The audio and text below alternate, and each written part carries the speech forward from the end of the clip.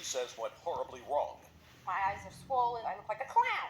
And you watched the whole thing, and when she hopped up, you sat down. Also today, Suzanne asked Bonnie to make her bridal gowns. Did we or did we not offer her $150 for all? Each Yeah, 4 dresses. $150 For all dresses. I've been an idiot to take it. You are about to enter the courtroom of Judge Judy Shineland. The people are real. The cases are real. The rulings are final. This is her courtroom. This is Judge Judy.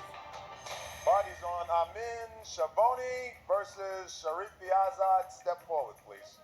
30-year-old attorney Sonia Amin and sales clerk Brenda Schiavone are both suing beauty salon owner David Sharifi Azad for tattoo makeup they say caused permanent damage. Order. All rise. Your Honor, this is number 17 on the calendar in the matter of Amin Shaboni versus Sharifi Azad. Thank you. Parties have been sworn in, Judge. You may be seated. Have a seat, please. Well, this is an interesting case. I've sort of enjoyed reading about it. According to the complaints that I've read, you two ladies went to the defendant's salon to have some permanent cosmetic work done on your faces. That's correct, Your Honor. We're going to get to why you would want to do that to such beautiful faces in a minute. And you were dissatisfied with the work, so you're suing them. Tell me this about it. I think you can use a stronger word than dissatisfied, Your Honor, more like disgusted. Well, first tell me about the kind of work that you wanted to have done on your face. It's a permanent cosmetic procedure. Instead of having to apply makeup on a daily basis, you would look like you've already been made up. Would have a lip liner on the outside of the lips, and for me, an eyeliner, which is just on the margin of the eyelids, upper and lower, so that I wouldn't have to apply eye makeup on. So when I wake up, I look like one during the rest of the day. Tell me how this is done. It's a tattoo type procedure where you take a needle with pinpoints and you take a color. I don't know what kind of exactly it's made out of, but it's a color that you apply with pin dots. And you connect the dots, you keep dotting it until you connect the dots and you see a line. And then the same thing underneath. On your eyes. Yeah. What kind of research did you do before you decided to embark on these procedures? Well, I worked in the medical field before, many years ago, and I've known numerous people who've done the procedure and who've actually performed the procedure, so I'm familiar with how it works. And it's relatively safe. We never heard any bad stories, and we talked and we decided we'd go together. So you asked recommendations of these numerous friends as to where they had it done, I assume? Actually, no, Brenda suggested that we go to this gentleman's store. Why? Brenda, Because it was near my house. And now the reason you didn't answer me so fast. the advertisement. Just a second. The reason you didn't answer so fast is because, as you were saying it, it sounded foolish, right? Well, I'm suggesting to you that if you're going to have this procedure done, which is, to me, you know, it's an invasive procedure. Yes, it is. It's an invasive procedure. It's not like putting a cream on you. Right. It's needles going into you that you do more than just Believe look at me, a I pretty know thing. you're on. All Suffered for an hour on his table, I know. right. Okay. Now, so you went in, and who was going to do this procedure for you? His employee, her name was Fati. And she, Who you spoke to? Yes, before him. Fati was your employee. She works as an independent contractor in a salon. Well, did you tell that to these people? But they know that. No, What? they No, did that's not know. what. Don't tell me what they know, David. Listen to me. I told you you would not escape me. The lady who performed it, when they came in, they talked to her, and she said, I will do that for them. And I asked her, did you go through the initial introduction procedure? And she said, yes. David, that's not That's my question. I said it was your employee. Don't try to outwaltz me, Well, sir. what I'm saying You is, didn't Your say to them that she is not my employee. She is an It is, independent it is, contractor. it is. Don't. Are you trying to talk over me? David, you didn't say to them, this is an independent contractor who just rents space in my store. This was presented as your employee. So as far as anybody who walks into your store is concerned, Yes, ma'am. the people in your store are your employees. That's true. Oh, that's okay. So now tell me what happened. You want to start? Sure. So I'm laying on the table, and she started on my eyelids first, on my upper eyelids. And you're supposed to do dot points, right, to connect the colors. like dots with a needle. And what Fatih was doing was taking the needle and making a line. And I was dripping in blood during the entire time. And I could see Brenda's expression. She's looking at me in horror like this. And I'm like, so I asked Fatih, excuse me, don't you think you should wait until the blood dries before you continue poking me? She told me that this is how she does the procedure and it's fine. And I was in a lot of pain. Tears were coming down. I stopped her again. I said, you know what? This doesn't seem right. How can you see what you're doing with all the blood and all the tearing? She goes, I know what I'm doing. Don't worry about it. Finally, she finished with my eyes. I should have just left. But anyway, she finished my eyes and she moved on to my lips. Again, the same thing. She was just taking the needle and taking the line and over. And she had to do it like 4 times because the color wasn't taking. As you can see, I look the same as I did, a week afterwards with no liner. I have nothing on my lips. This is what I paid them to do, right? So anyway, then it was Brenda's turn. So I'll let her So you just watched the assault on your friend Sonia. Yes. And then you said, here I am. Me next. I've gotten, like I said, I have 3 tattoos, and you're supposed to dot it, and then She you're just supposed to wipe told me it. that you watched what they did to her. Yeah, but I mean, she had you said been this was drinking? normal. She said, because I didn't know that permanent makeup, that it was this type of procedure. I had them on all other parts of my body, not on my face. All right, so And they were very friendly to us, and It very was cordial, clean. and we It was were tough. Judge Judy will continue in a moment. It's absolutely ridiculous for me to go and lay on his lousy table to bleed for an hour and a half. Later today, You just shafted her, and you know it. No, I didn't. She worked 165 hours, gets nothing. I didn't shaft her. real cases, real people. Judge Judy. Brenda Schiavone and Sonia Amin claim that a permanent makeup procedure in David Sharif Yazad's beauty salon was botched by his employee. so you had your lips done. Yes. And no color. As she proceeded, she did it once, the whole time around. Did not stop, but maybe once or twice to wipe it because I said, I was dripping blood all the way down my chin. Is this painful? Yes. Well, sure, we're sitting there By bleeding now, the you're whole pretty much time. numb. 45 minutes You on couldn't her, an really hour and a feel it. half on me. Yeah, it's a lot of fun. She did it 4 times on my lips. We walked out of there, it looked like somebody All right, beat so me when up. you got home, Until- it was terrible. Yes. All right, let's cut to the chase. You got home, it was terrible. Yeah. So you called him again? Yeah, I called him. I talked to Fatih. I said, this is ridiculous. I can't believe we went through this. It's not right. My eyes are swollen. My lips I look like a clown. She looked like a clown. Yeah. So what did you want Fatih to do? So she said, let me do it again. And I said, forget it. Well, I said, I'm not going to let you butcher me and do this again. And I talked to David. I said, you know what? You guys did a terrible job. I can't believe this went on. And I'm in pain. I'm scabbed. This is terrible. He reassured me that, I'm sorry. Come in. Let my wife do it. And I said, your wife? She was learning. And I said, there's no way I'm coming in for you. I'm not going to be somebody's guinea pig. And he said, okay. On the 8th of June, he told me, I'll credit your credit card account and we'll call it even. how much did you pay him? I paid him $450 for me. $450? Yeah. And I paid $200.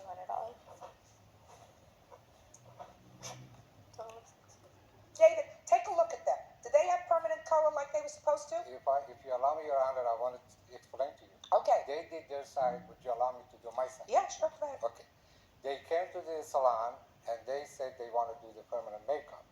We have done numerous permanent makeup with no incident, everybody happy. I'm not and they are interested in customers. that. I'm not interested. However, they did it, and when they came out of the room was at the closing of the time closing the store.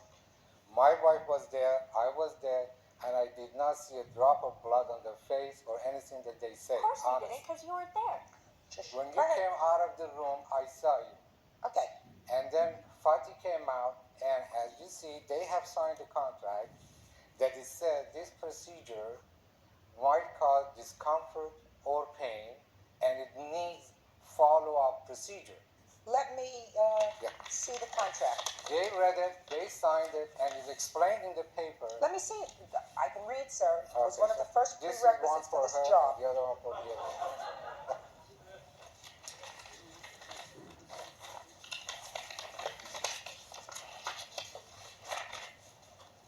Your Honor, at the conclusion conclusion of the procedure, it is true that David said that we may need touch-up, a minor touch-up, but what needs to be done is a complete redo, as if nothing was done. And he offered me to come back and do it again. And I think it's absolutely ridiculous for me to go and lay on his lousy table to bleed for an hour and a half. Judge Judy continues in a moment. You allowed somebody to go across your eye, allow blood to be dripping from your eye, and didn't at that very moment get up off the table and say, "Get away from me."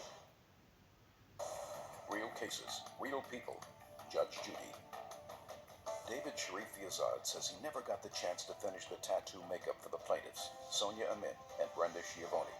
They say his salon was incompetent. Now, I've read this contract. It says the undersigned client, that's them, agrees to follow the aftercare instructions and agrees that any touch-up work needed due to the undersigned's negligence, that's their negligence, shall be done at the undersigned's expense. If they're negligent, but if they weren't negligent, we would do the follow-up free. Well, they don't want follow-up, sir, and they certainly don't want your wife to do follow-up because your wife was a Your Honor, cosmetician in Your Honor, training. I'm very sorry to interrupt you. Brenda, your suit is $200, correct? Correct. And Sonia, yours is for $450, correct?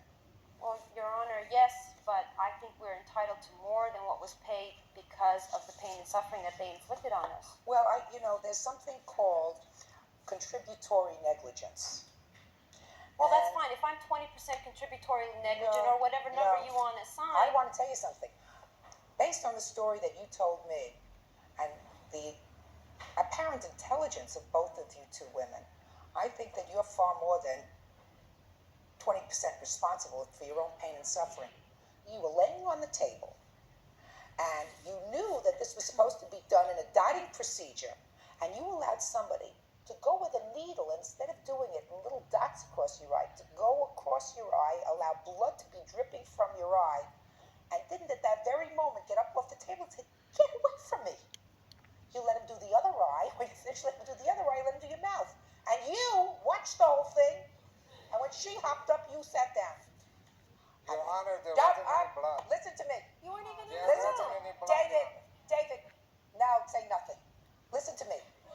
Listen to me. When you stopped this process and when you first initially wanted your money back, that's what you were going to sue for. And I think that you're entitled to have your money back. And if you want to have this done again to yourselves, go and have it done to yourselves. I don't think that there's any big deal in the morning keeping a tube of lipstick on the side of your table. You want to look nice when you go in and brush your teeth? Put a lipstick on. To have it done permanently, your lips are going to change as you get older. Your eyelids are going to change when you get older. The bottoms of your eyes are going to change. They're going to get a little further down. The lids are going to come over. Judgment in this case is for the plaintiff in the amount of $650, consistent with the amount that they paid for these procedures. That's all. Parties are step out, please. I think they were looking for opportunity to make few bucks. Oh, Other yeah, than that, right. I We don't didn't see have any reason anything on for our it. face. Nothing. Nothing on our lips. Because you are negligent and you could have had 10 months to come to talk to us. You didn't.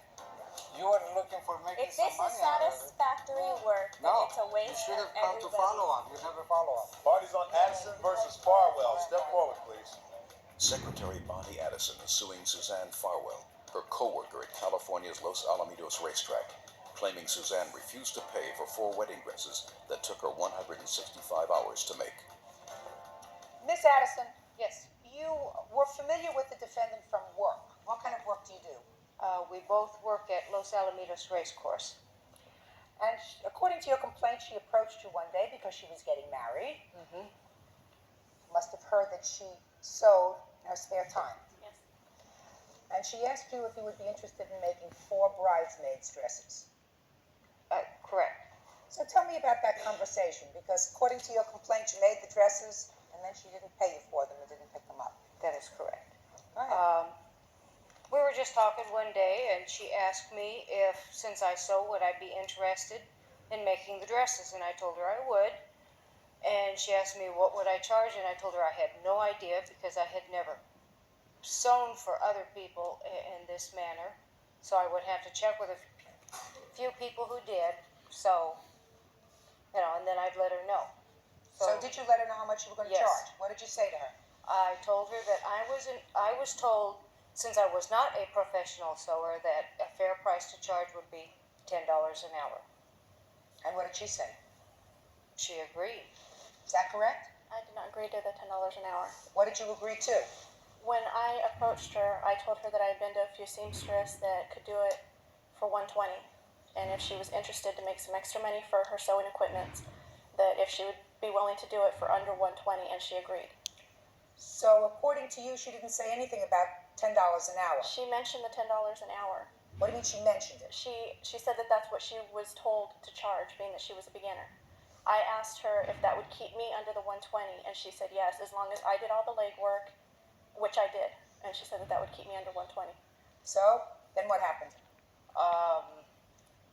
I thought we had agreed upon the $10 an hour, and that's the reason I said I would do it. You know. So then you got started, you made these dresses. You were working by the hour. How many hours did it take?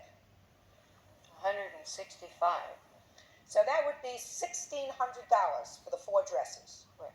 Or $400 a piece. Correct. 4 times as much. The week before my wedding. So what happened? She approached me and she says, "That's way too much money." Sounds like too much money to me too. Yeah, I mean, it was a lot. I didn't realize I had been working that many hours on it. I was just sewing, doing what I enjoyed doing. And when we figured out the hours and that, yes, it came to $1,650. Well, yes, even I thought that was a little much. So I agreed to cut my hours in half. To make the dresses a little over $200 each. Correct. And she said, Oh, that's too much money. and you said, Well, if you can't pay that price, then you don't get the dresses. So I didn't take them. This was all brought up the Sunday before my wedding. We talked to her one more time the Tuesday before my wedding and asked her and tried to talk her down. We offered her $150 for each dress over what we wanted to pay, and she would not accept that. She said, "Sorry, no money, no dresses." did they offer to give you the $150 for each dress? No, ma'am, they offered me $150 for the 4 dresses. $150 for the And 4 dresses? No, And I 150 said, per dress, and I have "No way." my witness right here to verify it. Well, maybe that was a misunderstanding. That might have been, I don't know. I can remember they offered me $150 for the 4 dresses. That's the reason I refused. I mean, I'm not crazy. I mean, I put a lot of time and effort into those dresses. Well, I understand that you did, and I also understand that this was her wedding, and a couple of days Yeah. before the wedding, I doubt whether she would have made a ridiculous offer to you of $150 for all 4 of the dresses. I mean, it just doesn't sound right. You ended up buying new dresses, correct? I did. And how much were the new dresses that you bought? $136 A piece. a piece, and that was 3 days before my wedding. Well, we have a problem here. Judge Judy is ready to rule.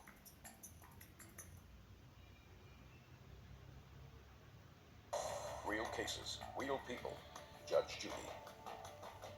Suzanne Farwell says she refused to pay for wedding dresses made by her friend Bonnie because they weren't what she ordered.